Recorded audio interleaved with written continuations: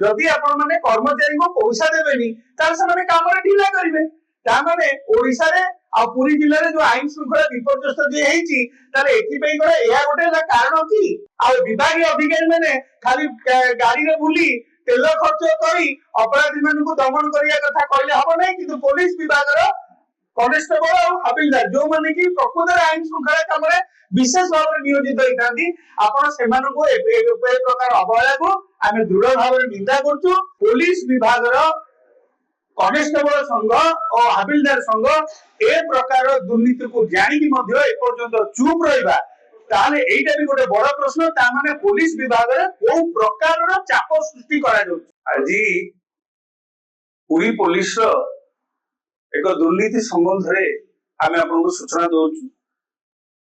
Puri police ए पर्यंत 2.5 वर्ष हेलानी ताकर TA पैसा पाई नाही टीए बिल माने ट्रैवल अलाउंस पैसा ए पैसा कनेस्टेबल और हबिलदार मानकर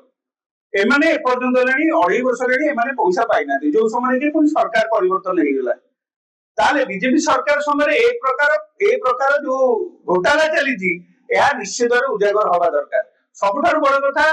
जे आमे जानिलु जे एमानको पईका अकाउंट को पैसा दिबा दरकार किछि लोकंकर आमे जो मानकर ना देखिलु एमानकर अकाउंट को पैसा कार जाईची कार फोन पे रे जाईची कार हला कैश डिपॉजिट देछि किंतु आमे जानितु जे सरकारी कर्मचारी मानकर अकाउंट को सीधा सड़क भाव रे सरकारी डिपॉजिट करन किंतु एमानकर स्वार्थ रे कोन पे गला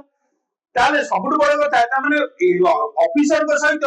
जो कनेस्टेबल बा जो हबिलदार रहिबो ताको पाखा कि चिठी रहि पैसा रहिलेनी माने ये पाखा बाकी 1 कोटी रो 1.5 कोटी टका हो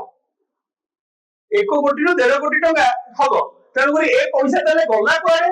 ए पैसा तले ए पर्यंत दियाइनी काईकी आ ए विषय रे विभागीय अधिकारी माने जानि कि मध्य चुप काईकी अछंती जदि आपण माने कर्मचारी को पैसा देबेनी तार से माने काम रे ढिला करिवे ता माने ओडिसा रे आ पुरी जिल्ला रे जो आईन शृंखला विपर्यस्त जे हेची तार एथि पई करे एया गोटे कारण की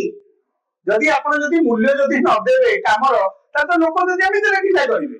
ता माने ए विषय रे संपूर्ण रूप रे सरकार फेल खुद मुख्यमंत्री हमर गृह मंत्री सी निजे पड़ी विभाग दायित्व रखनी जदि ताको पाखरे सूचना अछि ना नहीं आमे मध्ये संदेह करे रहू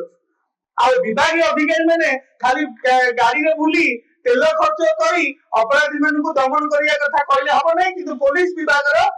कनेस्टेबल और हबिलदार जो माने की प्रकृत आईन शृंखला काम रे विशेष भाव में नियोजित होइतांदी आपण सेमान को ए प्रकार अवहेला को आमे दृढ़ भाव में निंदा करछु आ आशा करछु एहार उच्च स्तरीय तदंत हो आ जो विभागीय अधिकारी माने एथरे शामिल होचंदी सेमान को तुरंत चाकरी रो बरखास्त करा जाओ आ सबुठ बड़ बड़ कथा पुलिस विभाग रो कनेस्टेबल संघ और हबिलदार संघ ए प्रकार दुर्नीति को जानि कि मध्य ए पर्यंत चुप रहिबा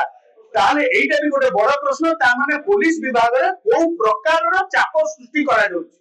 ताले एथिरे खुद आईन मंत्री कोन कहिबे मुख्यमंत्री कोन कहिबे आम विभागीय बड़ बड़ ऑफिसर कोन कहिबे आमे निश्चित रे चाहबो यार दृढ़ तदंत करा जाऊ आ एमानक अकाउंट को तुरंत पैसा दिया जाऊ।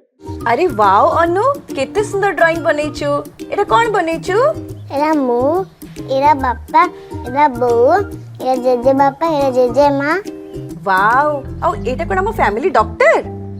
हां बो एरा हम फैमिली हॉस्पिटल रंग बदलिछि रूप बदलिछि हेले आपनक संपर्क बहुत पुराना खाली ओडिसा रो नुह पूर्व भारतर 50 लाख परिवार भरोसा आमर अत्याधुनिक कौशल एवं अद्वितीय सेवा 27 वर्षर संपर्क आमको करि परिछि आपनक निजर family hospital. Thank you doctor. अनुपरी अनेक पिलांक धन्यवाद आम पई अमूल्य उपहार।